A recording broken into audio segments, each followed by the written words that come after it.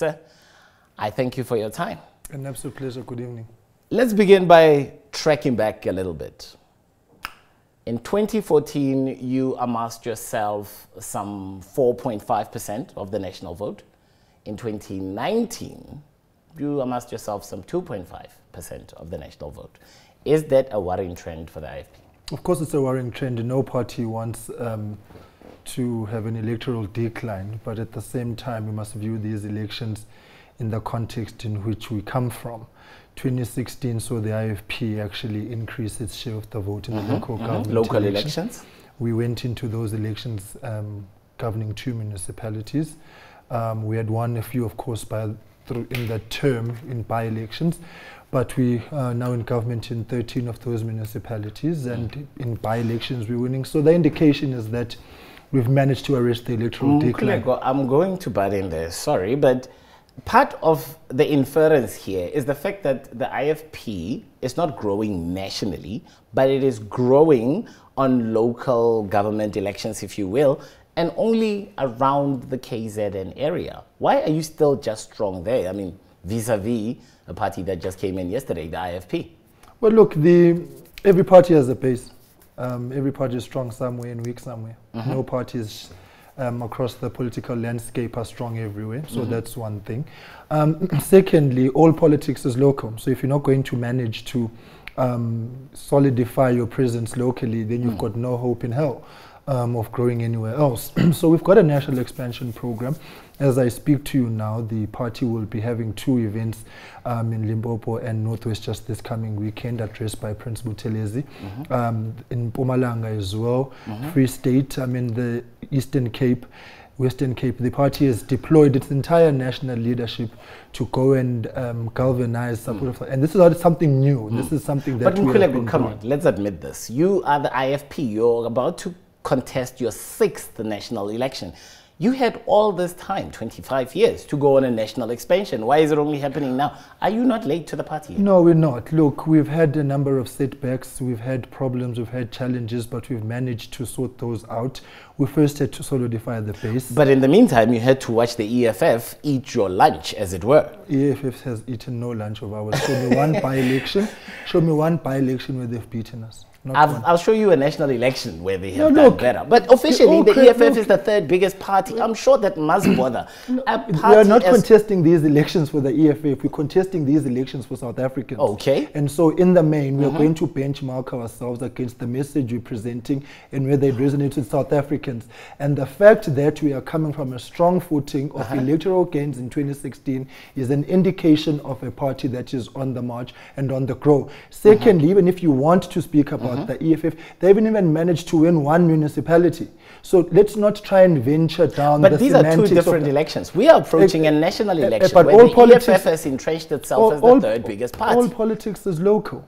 And we're not contesting these elections for the EFF. It would actually be insane if we were to do that. Neither are we expecting you to. But we are saying comparatively, the IFP is not growing. Comparative, no, the IFP, national or national. Comparative to who? To the IFP.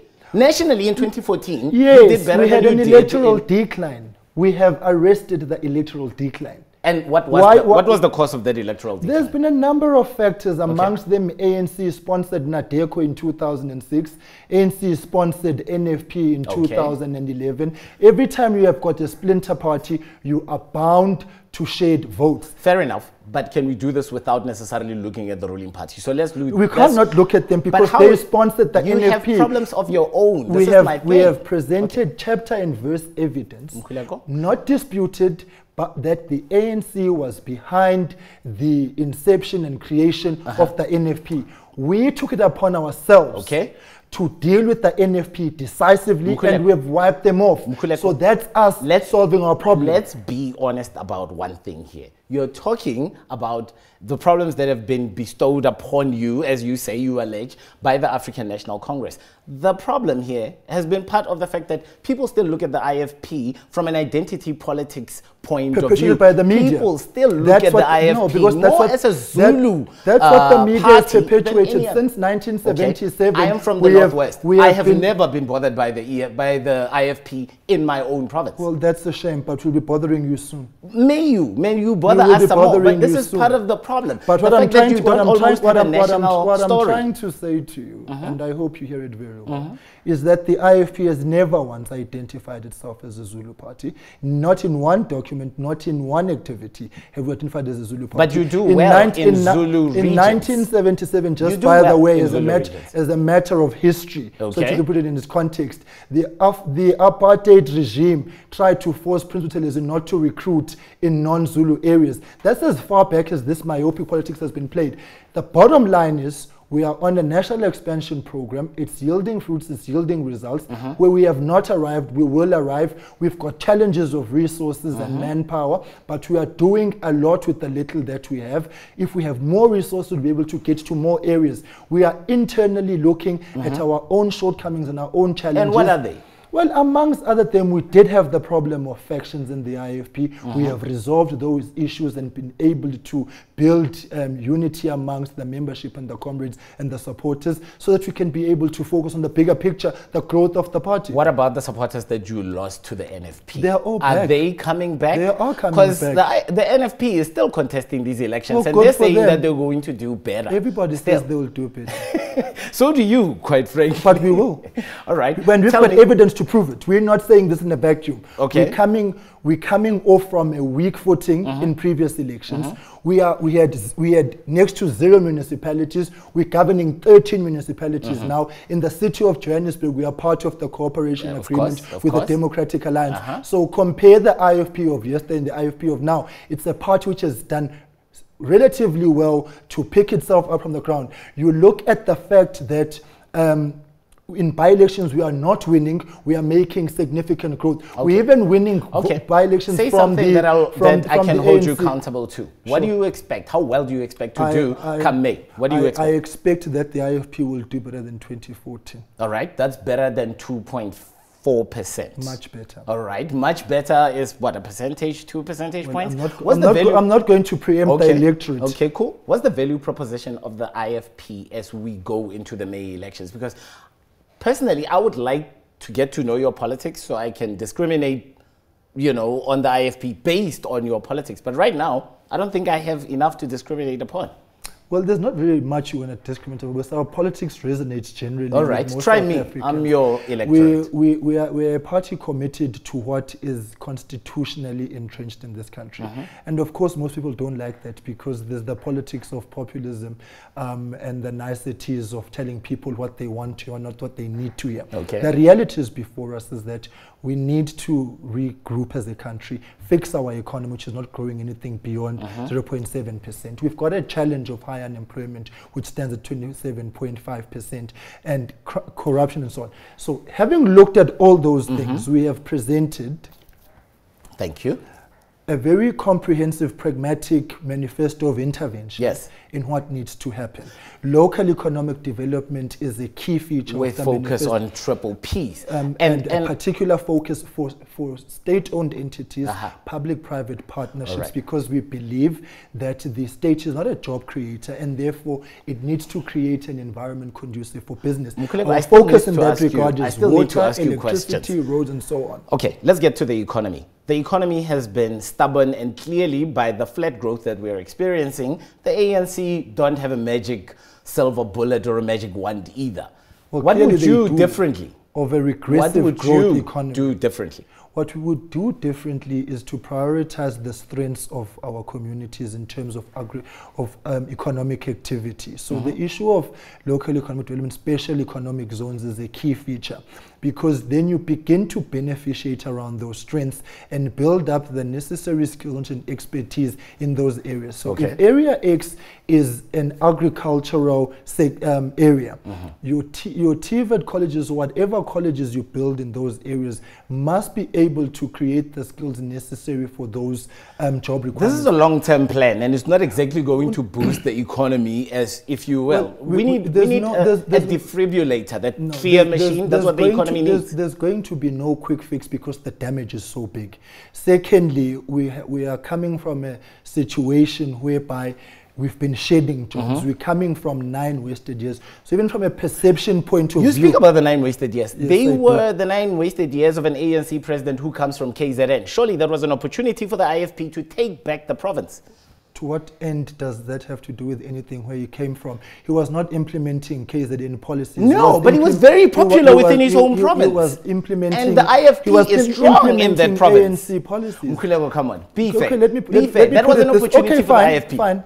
Let's assume I want to venture down that tribal politics you want to play.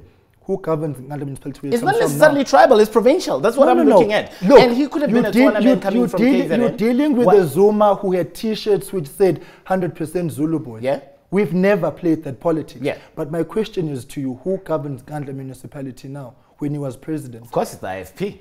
Of course. So where's the popularity? IFP? But so you could have taken the province. You used to be in charge of that province. But we made significant gains to push back on the losses. Whilst he was president. And fair enough. So in the final analysis, we, as the IFP, we refuse point blank to be drawn into this tribal politics which wants to characterize this country. It's divisive. We want to work for all South Africans with all South Africans. It's unfortunate that Zuma decided that in order to galvanize, he had to pit South Africans against one another. Okay, I'm going to ask you parting questions. One of the questions that has been leveled at the IFP is the fact that we've known the IFP through this brand called Prince Mangosuthu Buthelezi. He remains the strongest brand within the party. What happens after the elections? Why do you only go to Congress after the elections? How would that serve me pick a leader who's going to take the party forward? No. The circumstances of why we're going to the conference after the elections were clearly spelled out on the 19th of January when the Extended National Council met to receive a report from the Daily Management Committee, which runs the affairs of internal elections in the party.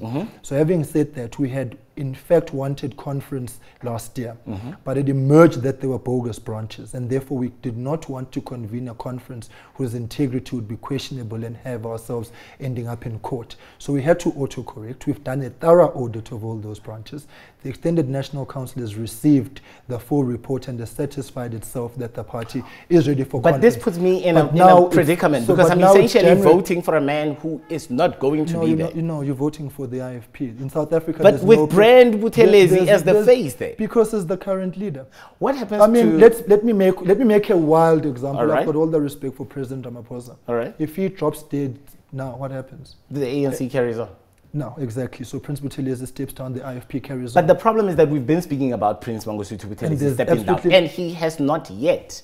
This is part of the question that if we're looking into the future, shouldn't we have a different face on the ballot? But the party has made significant commitments in this regard. The Extended National Council has nominated Velenkosi Hlabisa as the presidential candidate. He is running the campaign alongside Prince Buthelezi. He's the party's premier candidate. Do you think you might suffer with brand identity with the party president-elect, as it were? No, not at all. Do you feel that South Africans know it? No, we won't. Because what we fundamentally are committed to is building brand IFP. Prince Buthelezi has committed himself to assisting the party in whatever way the party will deem necessary post his stepping down. He may act as a sounding board and as an advisor and so on, as a go-to leader and so on. So we certainly are quite satisfied that the roadmap transition that we have set into motion will be able to keep us going. So there's absolutely no problem in that regard.